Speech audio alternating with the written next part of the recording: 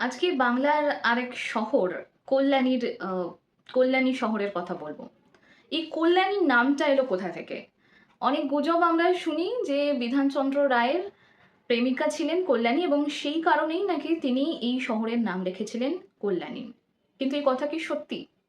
দেখুন, ইতিহাসবিদরা বলে যে কল্যাণীর নাম কিন্তু তেমন কোনো নথিতে পাওয়া যায় না। তাহলে কোথা থেকে এলো এবং কে ছিলেন এই শ্রীমতী কল্যাণী দেবী? এবং বিধানচন্দ্র রায়ের সাথেই বা তার কি সম্পর্ক ছিল? কেনই বা তিনি নাম রাখলেন কল্যাণী, অন্য কোনো নাম কেন নয়? আজকের ভিডিওতে থাকছে কল্যাণী শহরের নামের কথা। তার আগে সাবস্ক্রাইব করতে ভুলবেন না আমাদের চ্যানেল ভয়েস অফ মধুরিমা।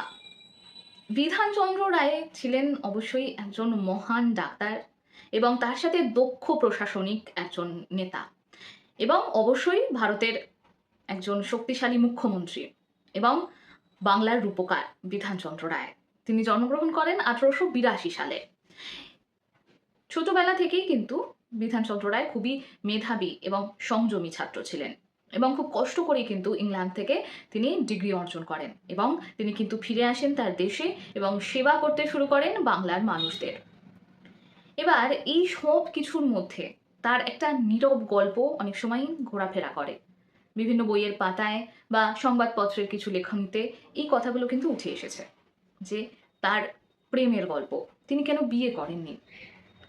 এই সব কিছুর মাঝখানে বিধানচন্দ্র রায়ের জীবন মানে তার ব্যক্তিগত জীবন যদি আমরা দেখি, তা কিন্তু ছিল খুবই সাদামাটা। এত বড় ডাক্তার হয়েও এবং বাংলার প্রথম মুখ্যমন্ত্রী হয়েও তার জীবনে কিন্তু বিলাসবহুল জীবনযাপন তিনি করেননি। একের পর এক শহর তিনি গড়ে তুলেছিলেন, যেমন কল্যাণী শহর, সল্ট লেক সিটি যেটা আমরা দেখি, সেখানে হ্রদ ছিল এবং সেইটাকে আজ একটা প্ল্যান্ট সিটিতে তিনি পরিণত করেছেন। এবার এই বিধানচন্দ্র রায়ের যে প্রেম কথা নিয়ে আজকের ভিডিওটা, যে কল্যাণী কেন রাখলেন শহরের নাম, আর কেই বা ছিলেন এই শ্রীমতী কল্যাণী দেবী। আসলে বলতে গেলে কল্যাণী ছিলেন হচ্ছে ওই সময়ের আরেকজন খুব বড় ডাক্তার, যার নামে আমাদের সবথেকে প্রিয় হাসপাতাল নীলরতন সরকার, তার কন্যা ছিলেন এই কল্যাণী। তো মানে এনআরএস যে হসপিটালটা আছে আমাদের, তো সেই তার কন্যার প্রেমে পড়েন ডক্টর বিধানচন্দ্র রায়। ওই সময় তখন তো এত সবকিছু মানে সহজ ছিল না এখনকার দিনের মতো। তো অবভিয়াসলি এই সম্পর্ক মেনে নেননি, কারণ বিধানচন্দ্র রায় কিন্তু তখনও অতটা সাকসেসফুল হননি। এবার নীলরতন সরকার তখন একেবারে মানে খুবই নাম ডাক্তার। তো তিনি মনে করলেন এরম একটা ছেলের সাথে আমি আমার মেয়ের কি করে বিয়ে দেব, তার ভবিষ্যৎ একেবারে অনিশ্চিত হয়ে যাবে। তাই তিনি কিন্তু এই সম্পর্কটা কখনোই মেনে নিলেন না। ডক্টর বিধানচন্দ্র রায় কিন্তু নীলরতন সরকারকে বলেছিলেন যে তিনি তার কন্যাকে বিবাহ করতে চান, কিন্তু নীলরতন সরকার সাফ মানা করে দিলেন। শুধু মানা করে দেননি, তিনি কিন্তু তাকে বেশ অপমানও করেছিলেন যে তুমি কি করে আমার মেয়ের সমস্ত দায়িত্ব নেবে, তোমার তখন তো আয় অত বেশি ছিল না তার। তো সেই কারণে তার মনে হয়েছিল যে এই পাত্র একেবারেই তার কন্যা কল্যাণীর জন্য ঠিক নয়। তাই অন্য একজন পাত্রস্থ করেন তার কন্যাকে, অন্য এক পাত্রের সঙ্গে তার বিবাহ দেন। কল্যাণী দেবীর বিয়ে হয় অন্য একজনের সাথে। কিন্তু অন্যদিকে তিনি যাকে ভালোবেসেছিলেন সেই কল্যাণী দেবীর বিয়ে হয়ে যায়। কিন্তু ডক্টর বিধানচন্দ্র রায় কিন্তু তার জীবনে আর বিবাহ করলেন না। তিনি আর বিয়ে করেননি। এবার কেন করেননি, তাহলে কি সত্যি এইটাই কারণ যে এই কারণেই তিনি বিয়ে করেননি? তার ব্যক্তিগত জীবন সত্যি নিঃসঙ্গ ছিল, একথা ঠিক।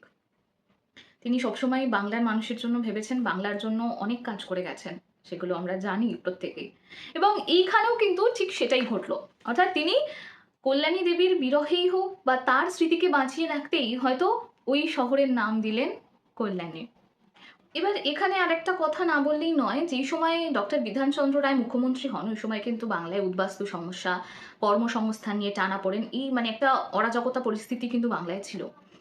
কারণ সবে সবে তখন দেশ ভাগ হয়েছে, দেশ স্বাধীন হয়েছে।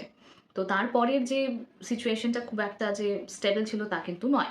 এবং এই সময় তখন তিনি কিন্তু এই কল্যাণী নামটা রেখেছেন। এবার ইতিহাসে কি এর কোনো প্রমাণ আছে? না। ইতিহাসে এমন কোনো প্রমাণ নেই যে কল্যাণী তিনি কেন নাম রেখেছিলেন বা কি করেছিলেন। কিছুটা লোককথা এটা ঠিক, তবে এই ঘটনাটা যেটা বললাম এই ঘটনাটাও কিন্তু সত্যি।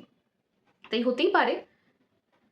আর এরপরে হচ্ছে কল্যাণী মানে কল্যাণী কথার অর্থ হচ্ছে মঙ্গলময়। তো সেই ক্ষেত্রেও কোনো একটা শহরের সূচনার ক্ষেত্রে এই নামটাও যথেষ্ট মঙ্গলময় আমাদের অনুযায়ী, আমাদের রীতি রেওয়াজ অনুযায়ী। তো সেই কারণেও কিন্তু কল্যাণী রাখা হতে পারে। সম্ভবত কল্যাণী কোনো ব্যক্তির নাম নয়, আবার কোনো ব্যক্তির নামই বা কোনো মহিলার নামই। অতএব তার লিখিত কোনো প্রমাণ নেই। অতএব আমাদের যতটুকু আমাদের কাছে প্রমাণ আছে সেইটুকুই আজ আপনাদের সামনে তুলে ধরলাম। কাগজে নেই, হয়তো কোনো স্মৃতি হতে পারে এটা। কারণ এই গল্পটা গল্প হলেও সত্যি, কিছুটা সত্যি, কিছুটা গল্প। সবকিছু মিলিয়ে কিন্তু এই কল্যাণী শহরের নাম। এটা ইতিহাস আর মানুষের অনুভূতির একটা মেলবন্ধন, এই কল্যাণী শহর। আজকের ভিডিওটা ভালো লাগলে লাইক, শেয়ার, কমেন্ট করতে ভুলবেন না। আর সাবস্ক্রাইব করুন আমাদের চ্যানেল ভয়েস অফ মধুরিমা।